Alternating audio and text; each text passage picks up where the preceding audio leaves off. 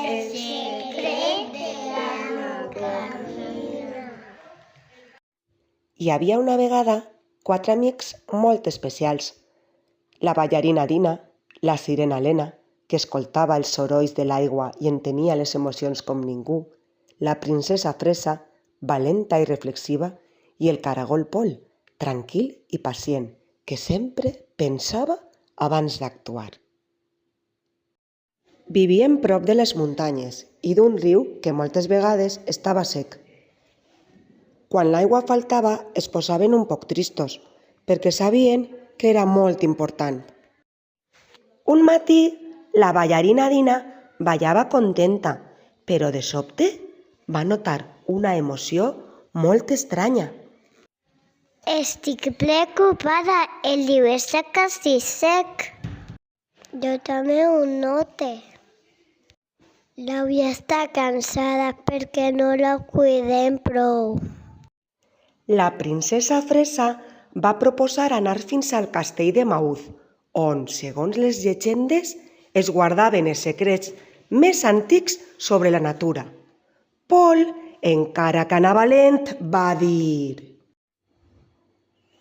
A poc, però amb bona idea arribarem lluny. Pel camí van trobar altres animals molt diferents entre ells, però tots amb alguna cosa important a aportar. Primer va aparèixer el llop Flop, que semblava seriós, però en realitat era molt sensible. Jo m'enfade molt, però estic aprenent a respirar abans d'udolar. Soc la serp Pep. No tots pensen igual, i això ens fa més savis. Jo sóc el conill Nil.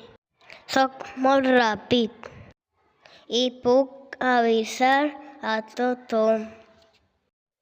Tots junts van arribar a la font de la Bocamina, d'on naixia l'aigua més clara del poble, però la font tenia poca aigua.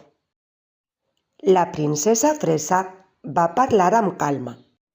Cadascú de nosaltres sent d'una manera i pensa diferent, però si unim els esforços podem cuidar millor l'aigua.